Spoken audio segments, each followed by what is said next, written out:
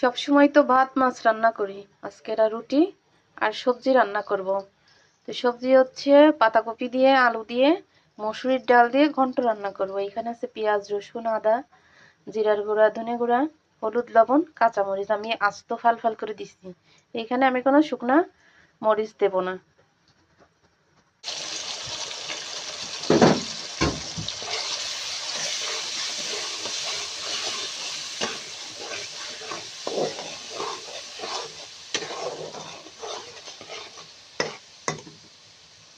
এটা কিন্তু রুটির জন্য আমি এইখানে আটা মেখে নিচ্ছি, আটা সেদ্ধ করে আটা মেখে নিচ্ছি। মশলাটা সুন্দর করে কষিয়ে নেব।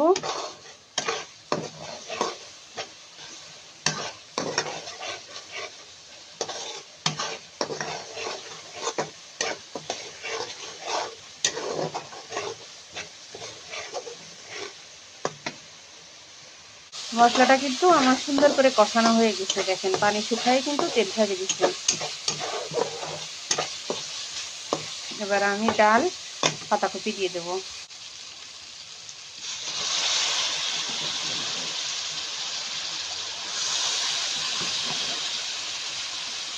এইভাবে ঘন্টটা কিন্তু অনেক মজা, আসলে করলেই অনেকভাবে করা যায়, কিন্তু করেই আজকে রুটি বানাচ্ছি বিদায় মানে ঘন্ট খাবে, কিন্তু রুটি না বানালে ভাত দিয়ে কখনো কিন্তু এই ঘন্ট খেত না।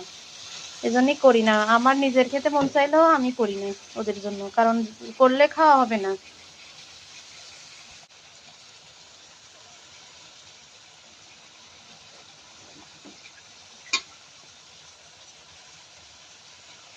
ছেলেরে বলেছিলাম ডাল ভিজাতে, ও তো কইটো মানে ওর মতো করে কৌটোতে ভিজাইছে, অনেক হয়ে গেছে ডাল, আসলে 1-2 মুঠ দিলে হয়ে যায়। ও ভিজাইছে 1 কৌটা, চালের কৌটা আর 1 কৌটা ভিজাইছে ও।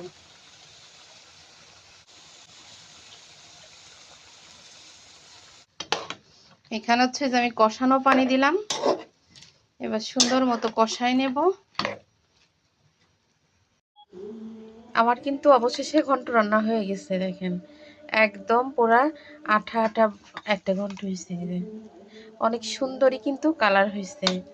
এই যে দেখেন, এই যে গরম গরম ধোয়া উড়ানো রুটি দিয়ে, এখানে অনেকগুলো রুটি আছে, গরম গরম ধোয়া উড়ানো রুটি দিয়ে আর যদি এরকম ঘন্ট থাকে অনেক দিন পরে খেতে কিন্তু খারাপ লাগে না। বাসায় এভাবে করে খেয়ে দেখবেন।